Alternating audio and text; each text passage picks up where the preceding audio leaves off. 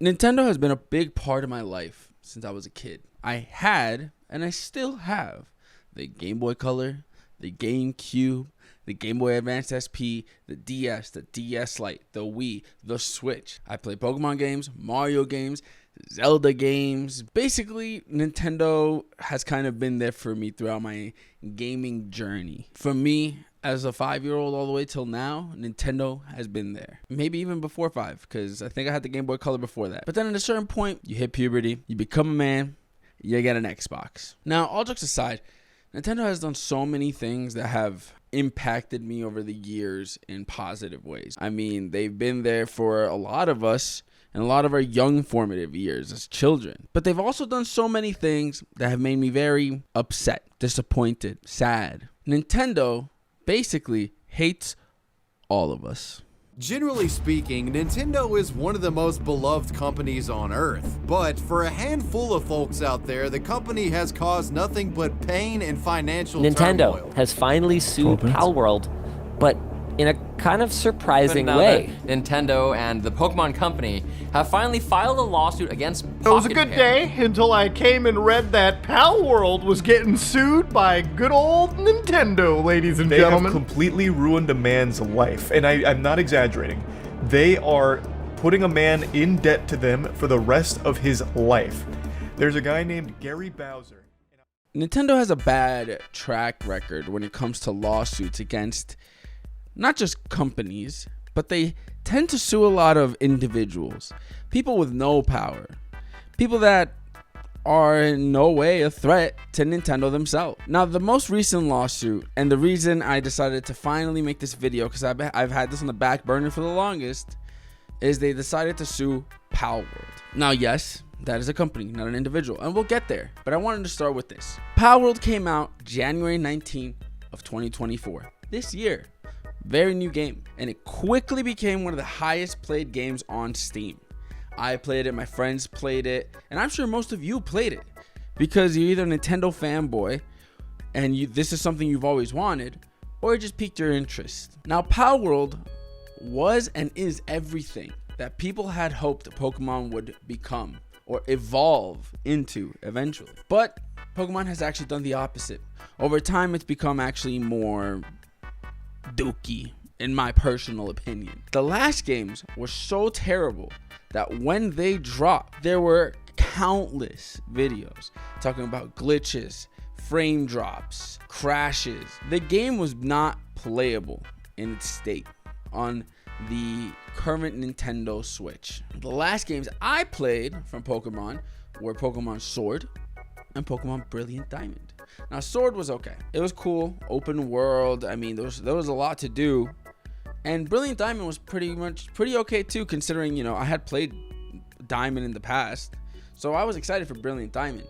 However, the one thing I didn't like about these games, and I still don't like about newer Pokemon games, is how much talking they do. Those games have become talking simulators at this point. I wonder what we'll find in this building. More dialogue, probably. Oh no, it's full of dialogue. Here, I can't even see the screen past all the dialogue. Goodness gracious, I don't even think some of this is from Pokemon. They've just recruited other text boxes from other games. That one's from Lord of the Rings. It's not even a game. They guide you step by step, hand-holding through every facet of the video game. Now, I understand it's so also kids can play, but I've said this to, you know, my brother and other people that really the way to get around this, have difficulties. One that's for kids that you're guided a lot, and one that's for people that have played Pokemon that don't need as much hand-holding. Easy solution. So when Palworld came out, it was refreshing. It gave us a game where you could build, explore an open world, and catch, enslave, all the cute pals you wanted. From the beginning, there were fears Nintendo would sue, but they never did. Then, September 19th, 2024, the news dropped that Nintendo was finally suing them for patent infringement. Now, yes, you heard that, patent infringement, not copyright infringement. And I'll go into this later on in the video as to why it was a patent infringement lawsuit and not copyright. And as much as I wish that Palworld could finally be the one to kick Nintendo's ass in court, it seems that this is a hook, line, and sinker for Nintendo. Now, you guys can read the full article, but there was a 404 article that came out speaking with a Japan industry analyst named Serkan Toto, and he said it's basically GG's. Nintendo's gonna win. And he brings up this isn't the only time they've done something like this. In Japan, 7 years ago, Serkan brings up that they did the same thing to another company, and they weren't even mimicking or paying homage to Pokemon. It wasn't even the same game. They just claimed that certain mechanics were copies. But they really only sued because the company was making lots of money. That's right. Nintendo tried to find a way to sue them because they were making too much money. Now, what were those mechanics, you might ask? One was for a confirmation screen for sleep mode. That's right. A mechanic that a lot of games have, Nintendo sued them for. And because of that, this company, Colapol, yep, I think that's how you say it, I hope, had to pay them $20 million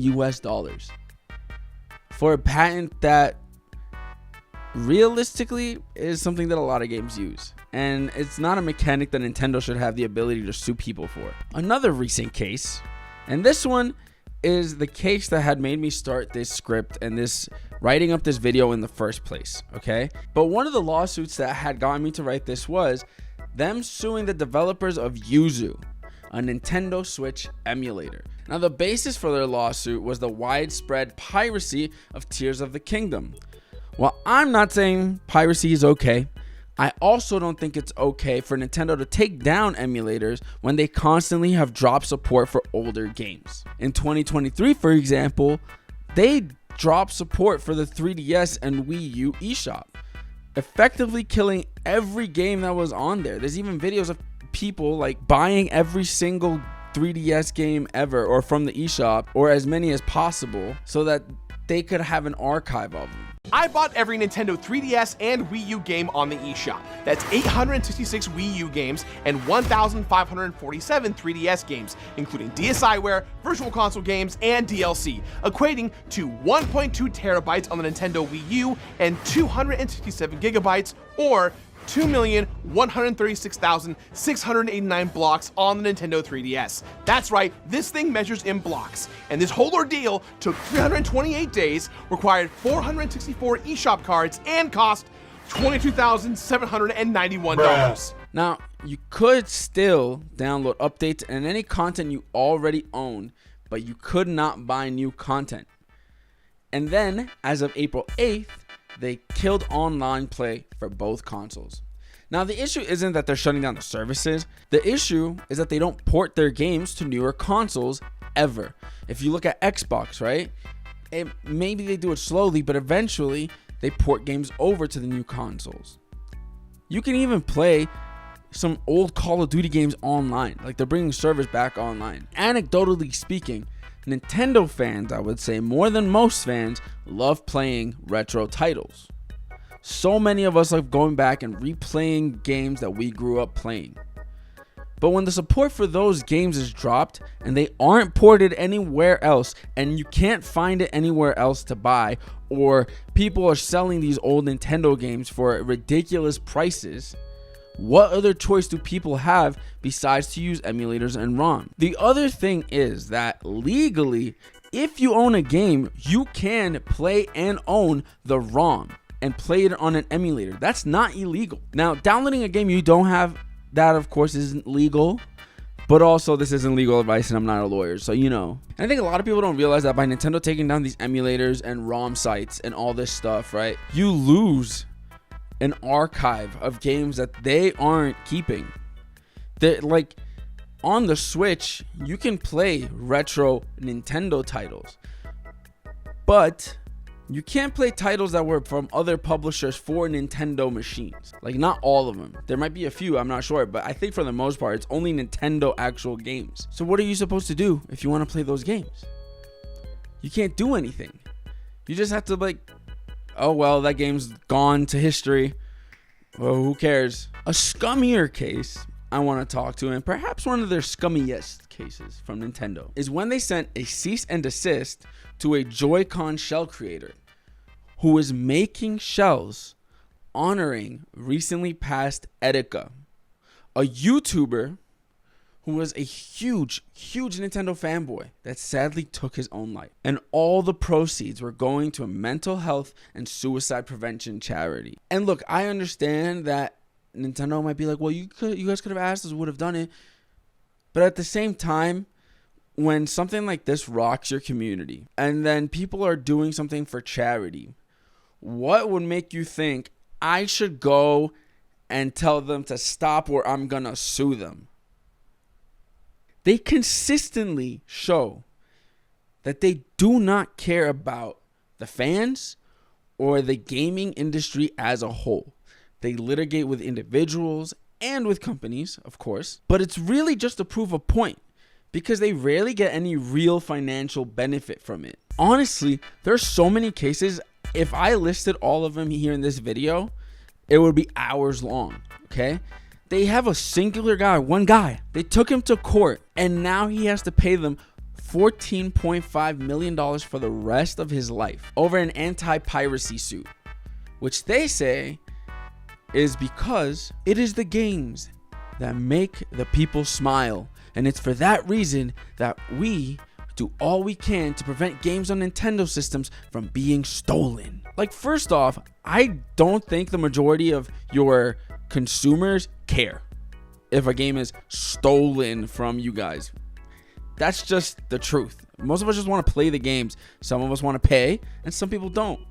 But at the end of the day, no one's like, I hope everyone's paying for it. Now, I'm not, this is obviously speculation in my opinion, but I don't think there's any way that the loss was so big that this guy needs to pay them $14.5 million. I'm just going to say that. The truth is Nintendo is just run by assholes. That's just it. The top of the people are so focused on litigation that, games have kind of become ass that they put out. They put out a few good games, but not a lot. Just an example of how scummy some of the chair people and higher ups at Nintendo are. Back when Blockbuster was a thing, at the time, and now ex-chairman of Nintendo of America, likened video game rentals to commercial grape. Huh? Are you okay up there?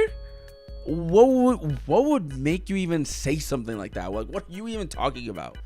What would make you compare those two things? They literally feel like they're getting violated by some of the things that are happening, like video game rentals or, someone creating an emulator. That's literally what they liken it to. So keep that in mind. That's how they think. There are reasons as to why Nintendo is like this. Now, Moon Channel has a really good video, and I'll touch on this later again, but that kind of explains why Nintendo is so overprotective of their intellectual property. And I watched it, and I was like, okay, I kind of get it, but I also it still doesn't make me agree with them. Besides coming at people for their IP, they also come at people for just being fans, honestly. Countless times they've DMCA striked YouTubers and they've had tournaments shut down, grassroots tournaments, really telling fans that they don't want you doing anything besides, hey, pay for the game, give us your money, don't ever enjoy it with other people. If you do anything that isn't just playing it at home, we're gonna come for you. And just a quick little pause. As I was writing this, it kind of just made me angrier, but also sadder. It's like Nintendo, like I said, Nintendo has really shaped a lot of my childhood. And even during the pandemic, they were like a pillar of my life and a lot of people's lives, playing games on the Switch like Animal Crossing that, that helped you escape from what was going on. But then to just see them release such games and subpar consoles while suing everyone, it leaves a bad taste in your mouth, Getting back to what I was saying. In the past, Nintendo would legitimately take all the monetization from content creators' videos for playing their games. These people are promoting your dusty ass copy paste games. So why are you punishing them? It's free promo. You really don't see Sony and Microsoft really do this. And if they do, I'll put it on screen. I don't think they ever have. But then they decided, hey, let's try to be the good guy. So they created a program where creators could earn up to 70% of the revenue from their video, but it would have to be approved by Nintendo, and Nintendo themselves could change that percentage whenever they felt like it. So if they reviewed your video and decided no, they could take all the profit, or say, hey, you're only getting 30% for this one. Not only that, but the review process could take like 3 days for a video. Imagine creators that play a lot of Nintendo games. Think of someone like, he doesn't play so many Nintendo games anymore, but Dashi.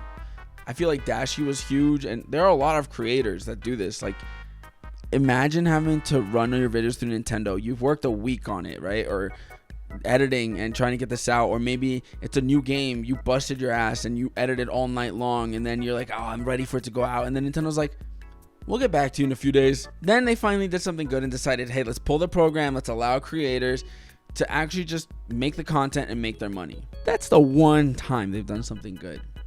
But even now, if you create anything Nintendo related, they will come for you.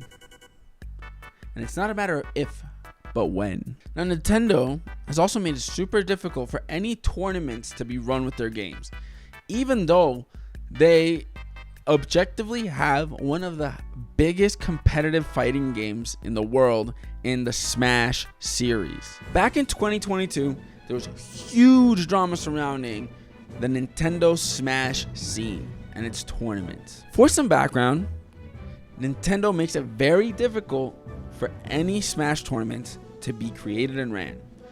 For example, you want to run a Fortnite tournament, it's not that difficult. You can go to Epic's site, they have all the rules and everything there. And if you're going to run something bigger, you just contact them, they give you the rules. Chances are you're going to get allowed to do it, right?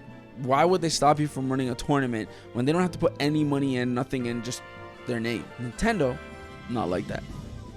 You can get approved, but the chances of you getting approved are very, very slim. And even if you do get approved, the prizes you can give out are so small compared to other tournaments for games.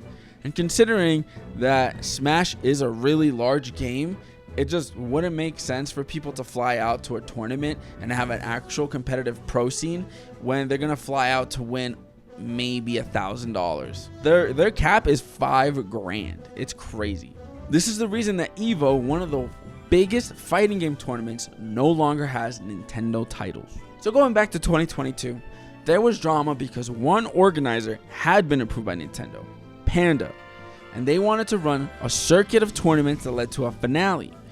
But their dickhead leader basically wanted to be the only one capable of managing all events in the scene. He wanted to be the one that after Nintendo, that's who you had to go to be able to run a tournament if you wanted to run one. And so what did he do? He used his relationship with Nintendo to basically strong arm smaller grassroots tournaments into giving him over the rights for their tournaments, the names, the broadcasting, all that stuff. Now, if you want a more detailed breakdown, I suggest you watch the Mogul Mail video that kind of breaks all this stuff down. There's 4 videos, but one of them really kind of gets into it.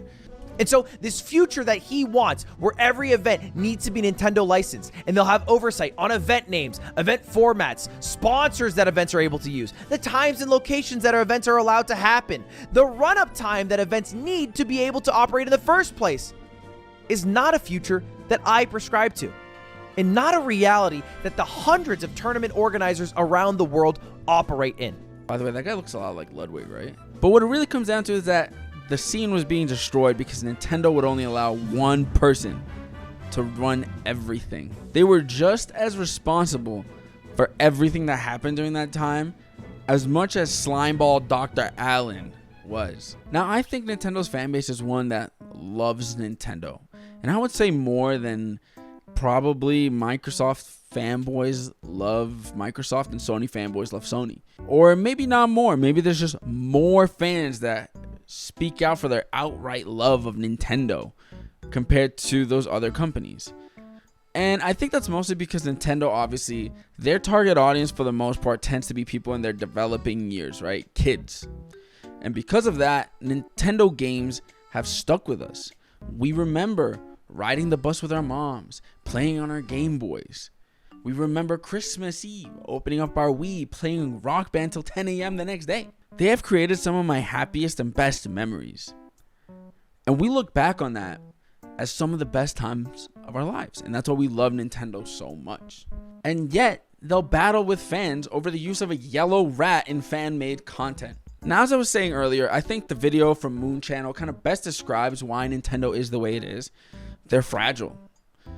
And it's not ego-wise. Really, the problem at the core of this is that Nintendo is basically being held up by the most valuable and highest grossing franchise of all time in the entire world. Pokémon has the highest total revenue of any media franchise in the entire world, and it is not even close.